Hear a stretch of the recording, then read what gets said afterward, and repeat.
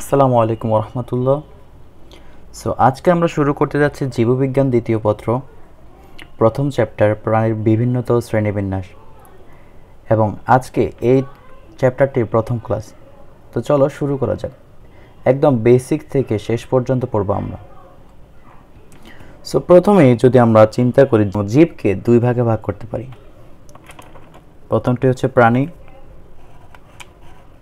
এবং দ্বিতীয়টি হচ্ছে উদ্ভিদ। তোমরা এগুলো সম্পর্কে আগে থেকে ধারণা নিয়েছ, এগুলো ছোটোবেলা থেকে পড়ানো হয়। পৃথিবীতে প্রাণীর সংখ্যা হচ্ছে 1.5 লক্ষেরও বেশি।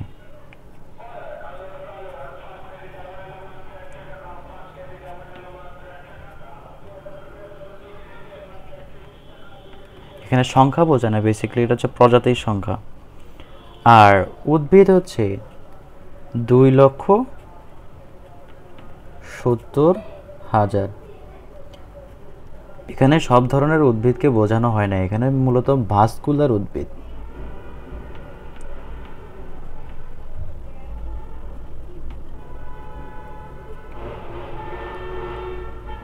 উদ্ভিদকে বোঝানো হয়েছে। এখন তোমাদের মনে প্রশ্ন আসতে পারে, ভাস্কুলার উদ্ভিদ কী জিনিস? তোমরা নিশ্চয়ই উদ্ভিদ বিজ্ঞানে পড়ে থাকবে বা পড়ে এসেছ আগে। আমাদের উদ্ভিদের একটা পরিবহনতন্ত্র রয়েছে। সেই পরিবহনতন্ত্রের মাধ্যমে উদ্ভিদ তাদের নিজেদের খাদ্য, খনিজ লবণ ইত্যাদি শোষণ করে থাকে। সেই পরিবহনতন্ত্রের অংশগুলো হচ্ছে প্যারেনকাইমা, কোলেনকাইমা, জাইলেম, ভ্যাসেল ইত্যাদি।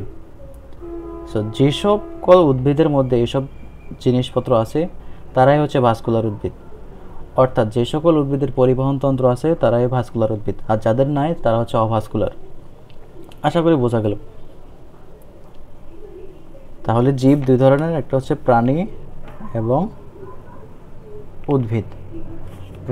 প্রাণী প্রজাতির সংখ্যা 1.5 লাখেরও বেশি, আর উদ্ভিদ প্রজাতির ভাস্কুলার উদ্ভিদ প্রজাতির সংখ্যা 2,70,000। চলো এখন প্রাণীর বিভিন্নতা কী জিনিস সেটা আমরা বুঝি। তোমরা যদি চিন্তা করো প্রাণী বলতে, আমরা যদি মানুষের কথাই চিন্তা করি, দেখবে ইউরোপের যে মানুষগুলো আছেন তাদের চুলের ধরন এক ধরনের, আর আফ্রিকা বা আমেরিকার অনেক মানুষের চুলের ধরন, গায়ের রং ভিন্নতা রয়েছে এখানে। অর্থাৎ প্রাণীর থেকে প্রাণীর মধ্যে ভিন্নতা রয়েছে, এবং এই প্রাণীর ভিন্নতা জাতিগতভাবে হতে পারে, জিনগতভাবে হতে পারে, এবং বাস্তুতান্ত্রিকভাবে হতে পারে। আমরা এটা নিয়ে ডিটেলসে আলোচনা করব। আমরা যদি প্রাণীর বিভিন্নতা নিয়ে আলোচনা করতে যাই, এখানে 3টা কিওয়ার্ডস দেখতে পাবো আমরা। একটা হচ্ছে জলচর, যে সকল প্রাণী জলে থাকে, আর একটা হচ্ছে স্থলচর, যেগুলো স্থলে থাকে, আর খেচর উভয় স্থানে থাকতে পারে।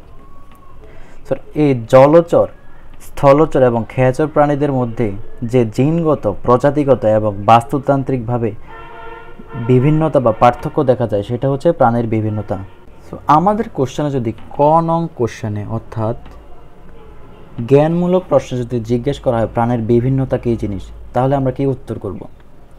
আমরা উত্তর করব জলচর, স্থলচর, খেচর প্রাণীদের মধ্যে যে জিনগত, প্রজাতিগত এবং বাস্তুতান্ত্রিকগত পার্থক্য দেখা যায় সেটা হচ্ছে প্রাণীর বিভিন্নতা বা প্রাণীর বৈচিত্র্যতা। আশা করি বোঝা গেল।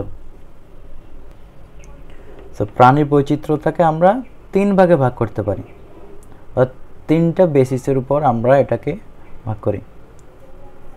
প্রথমটা হচ্ছে জিনগত বৈচিত্র্য, দ্বিতীয়টা হচ্ছে প্রজাতিগত বৈচিত্র্য, এবং তৃতীয়টা হচ্ছে বাস্তুতান্ত্রিক বৈচিত্র্য।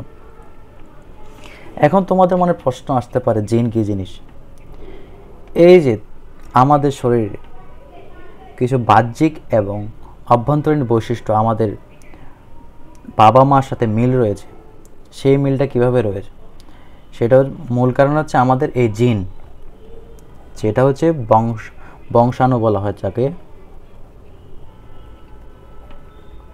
এটা একটা মাধ্যম বলতে পারি, যে মাধ্যমটা আমাদের বাবা মা থেকে কিছু বৈশিষ্ট্য আমাদের মধ্যে নিয়ে এসেছে সেটাকে বলা হয় জিন।